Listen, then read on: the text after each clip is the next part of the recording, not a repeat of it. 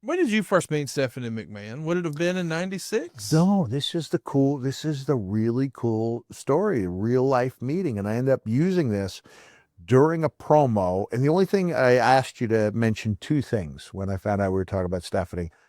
One was the promo Vince didn't want us to cut, and the other one was asking like how she came to write the forward to the last book I published.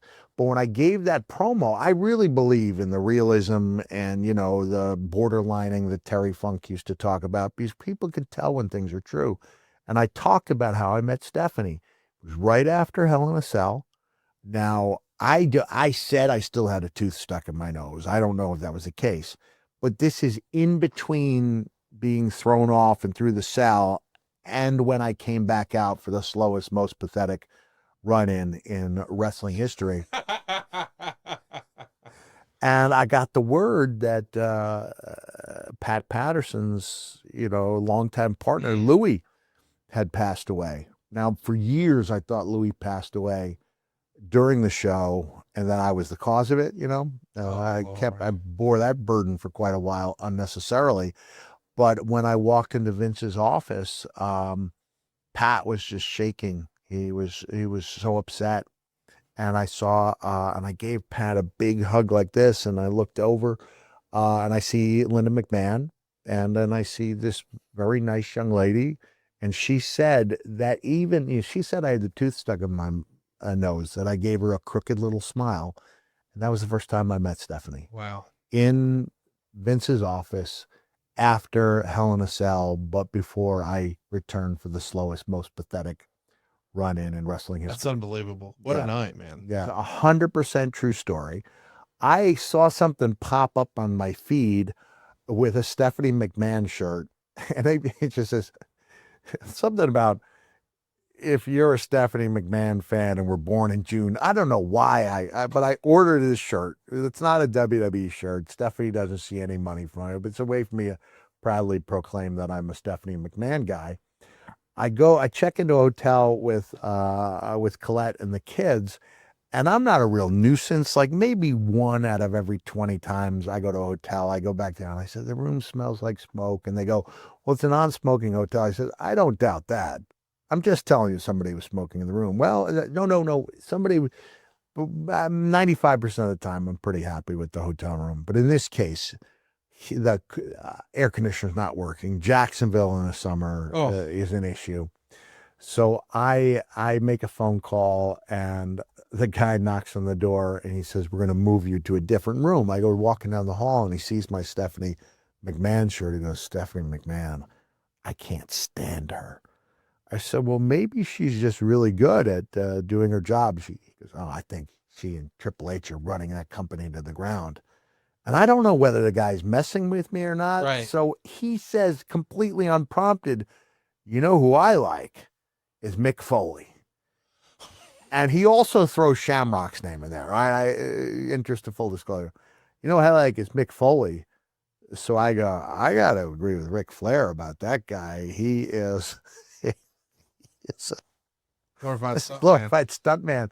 At which point, I think this guy's about to fight me. And he goes, did you see what he did in Wrestle? Oh, first thing I said is that guy is so overrated. And that's where he goes, did you see what he did during Hell in a Cell? And that's where I go, I got to side with Ric Flair. That guy's he's a glorified stuntman. And at this point, I'm looking at the guy and I see how angry he is.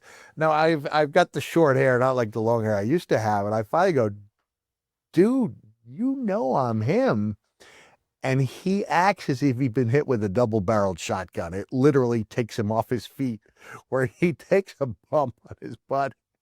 He falls down. He falls down. He's so surprised that he wasn't working me. These are his actual real thoughts. And so I'm in that incredible position where I'm arguing about me to somebody who's sticking up for me. Yes. And it all started because he saw that I had the Stephanie McMahon shirt on. Actually, 2 weeks into our run as, collaborators, we are being forced into a position where Stephanie has screwed me over. This is where Hunter shows up during my first or second week as GM, interferes in the match that screws Kevin Owens out of the Universal title. gives the title to Seth Rollins. And now I'm in a position where I have to explain the unexplainable. Like, how is this relationship going to last beyond a third week?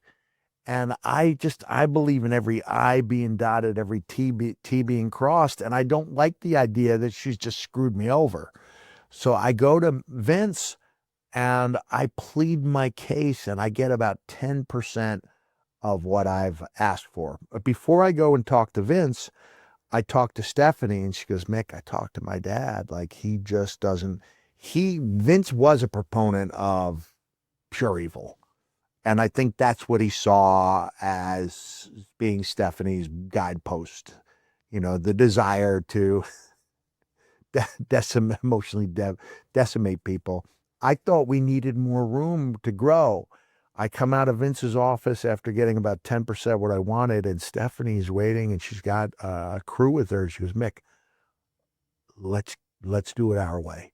She's going behind her dad's back, and we're going to cut this backstage promo. It did take us 2 takes.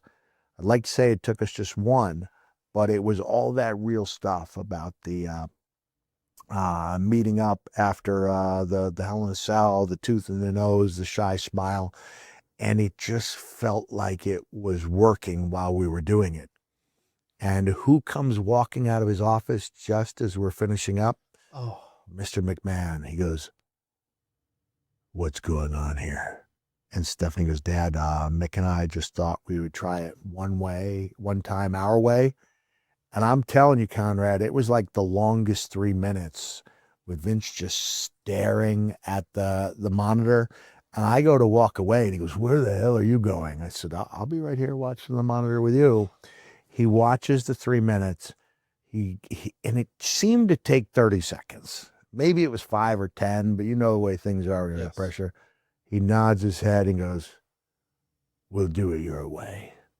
And he's walking away, and Road Dogg is one of the agents. He comes up to me and Stephanie, and he says, y'all know you can't get your way for like another 6 weeks. I said, just let him turn the corner. Let him turn the corner. And as soon as Vince turned the corner, Stephanie and I, we just hugged, because we felt like we had added some layers to that relationship.